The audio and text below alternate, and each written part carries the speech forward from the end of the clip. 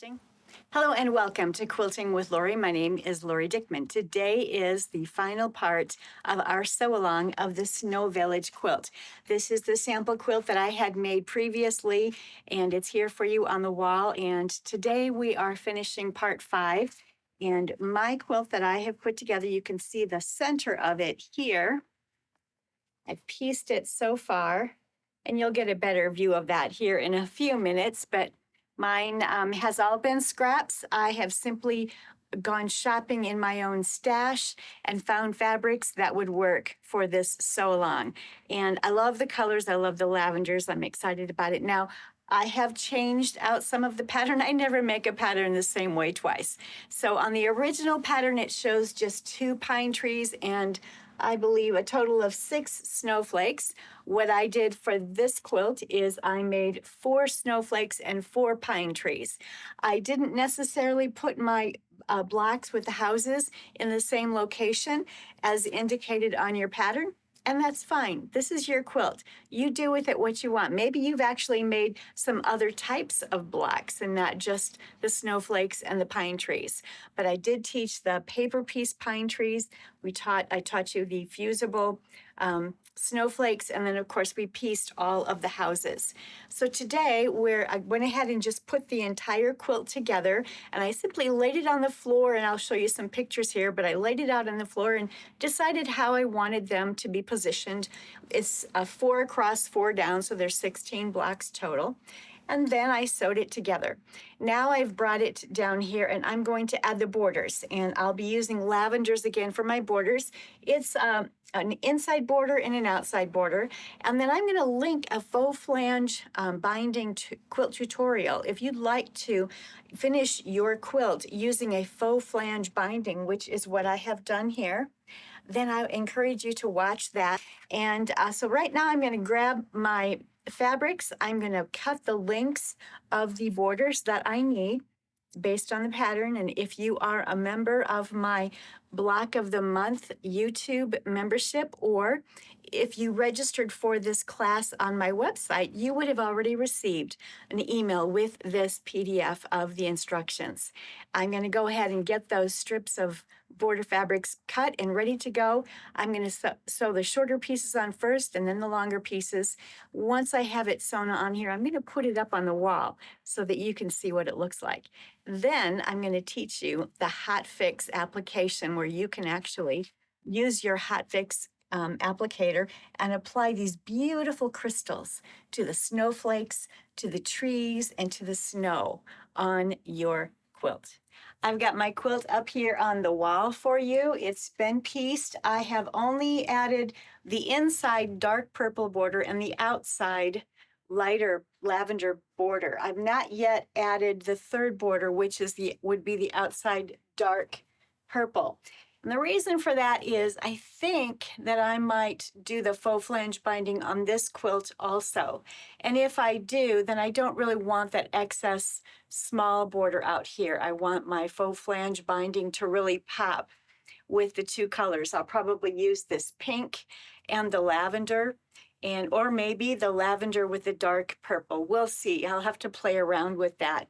But this is the quilt. It's finished. I love how it turned out.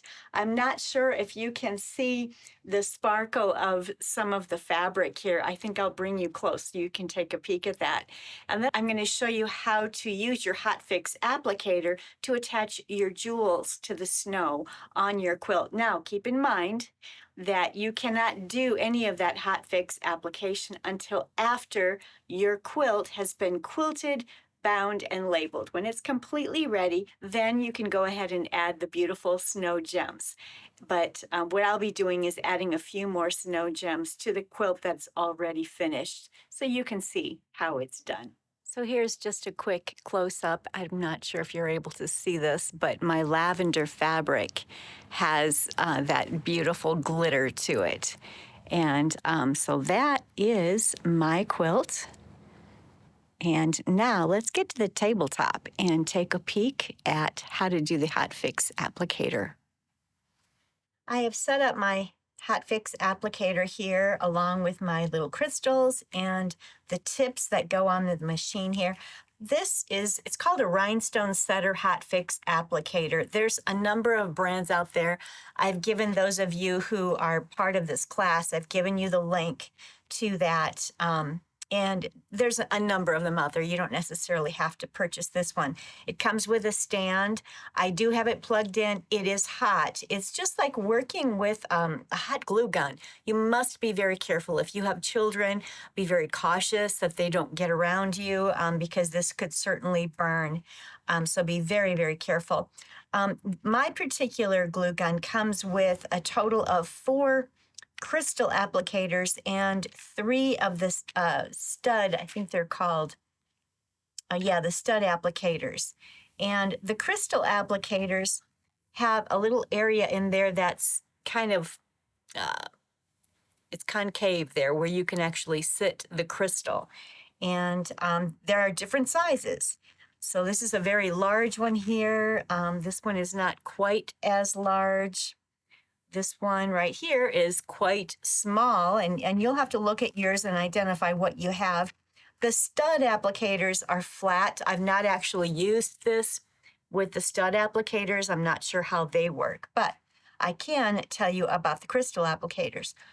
So while your wand is still cold, screw in the size tip that you need. And I already have the size tip in mine, and mine is actually hot now. I've turned it on. You need to let it warm up for 2 minutes. And I have a couple of different size crystals. I have these larger ones, which is what I'm going to use on the snow here. Not sure if you can really see that. And I have these smaller ones. I'm going to see if I can flip it over for you. So the larger one is the one that I'm going to use on the quilt. That is the tip that I have already inserted. I have 2 different size crystals here. These larger ones are 4 millimeters and the smaller ones here are 3 millimeters. And you can get whatever size that you want, totally your preference. Now, I have my little gun here. The applicator is warmed up and ready to go. And there are instructions that you can follow, and I recommend that you look at your instructions because the applicator that you get may not be similar to mine, and so your instructions may be different. Just follow those instructions. But once the applicator is plenty warm, then basically you're going to be using the heat from the applicator, which will warm up the glue that is on the back side or the reverse side of this crystal. And once that gets nice and warm, then you can secure it to the fabric. And as you can tell, this is a new one here, but these stay securely. I have taken this quilt and hung it up and taken it down and folded it and refolded it many, many, many times over the last couple of years. And my crystals are all still on there just fine. And I'm just adding some extra ones here for you so that you can see how this is done today. I would recommend putting them on your snowflakes, putting them on your snow, putting it on the snow on the trees itself, and just have fun. Put them wherever you want. So first of all, let me lay this one down here. I am going to, let's say I want it right there. So I'm just simply going to warm it up. And you can pick it up and warm it up. That's kind of what it recommends. I'm just warming mine up right here on the quilt. And it is secure right now, and you need to just let it dry. Let me put another one in here. I'm going to put it right in the center there. And I'm just holding it down for, 10, 15 seconds. And that allows the glue on the bottom flat side of the crystal to get warm enough that it will become liquefied, and then as it dries, it adheres to your quilt.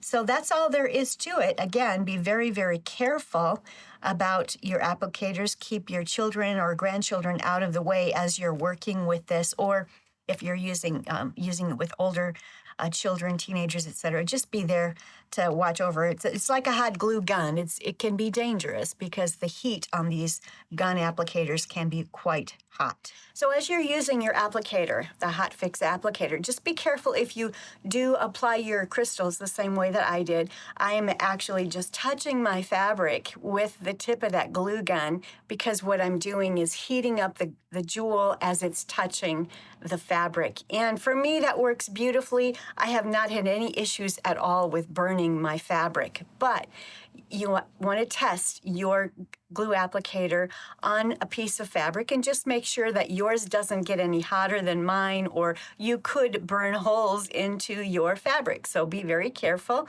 do some testing, find some scrap fabric and test to get comfortable with the Hot Fix applicator that you own so that it works beautifully for you and that you don't have any issues that come up. I did hundreds of Hot Fix jewels all over this quilt a few years ago when I made this, and I didn't have any issues, and I applied them just the same way as you saw. So enjoy that process. I hope that you'll use that process. Now, we have finished our sew-along. This was part 5 where we've completed. We put the quilt together. I love how mine turned out. I did, of course, make it a little differently because I don't like to make a quilt the same way twice. I've got to make some changes. That's just me, but you may have followed the pattern exactly. I moved my houses around. They're not necessarily in the same locations as what the pattern is. I've got more trees than snowflakes, and that's different than the pattern, but I just made it mine. So go ahead and make this quilt yours. I am going to, when I get this quilted, I am going to do a faux flange binding. And because of that, I chose not to add the outer dark lavender or dark purple border. If you don't plan to do a faux flange binding, maybe you're just going to do a regular binding, then you might want to add that outer 1.5 inch wide. In my case, it's a dark purple border. So do what you will with it. But once I get this quilted, I am going to do a faux flange binding, and then I'm going to add all of my crystals. And when I get to that point, I will definitely post pictures so that you can see it. So in the description box below, there is a link that will take you out to a complete tutorial that I've done on how to create a beautiful faux flange binding. It's a beautiful technique. I hope you'll watch the video and then make a decision on how you're going to finish out your quilt, if you're going to do a regular binding or the faux flange binding. And I hope many of you will try the faux flange binding. It's a fun technique, really adds a unique look to the outer side of your quilt. So thanks for joining us on this year's Sew Along. I can't wait to see your Snow Village quilts. Please email pictures or post them out on my Facebook group page. If you do like the content that I provide, please don't forget to like and subscribe and leave a comment. All of that really does help my channel to get out to other quilters just like yourself. I appreciate that so much. I've got some great Speedy Solutions scrappy tutorials coming up later this week, so stay tuned. And until next time, happy quilting.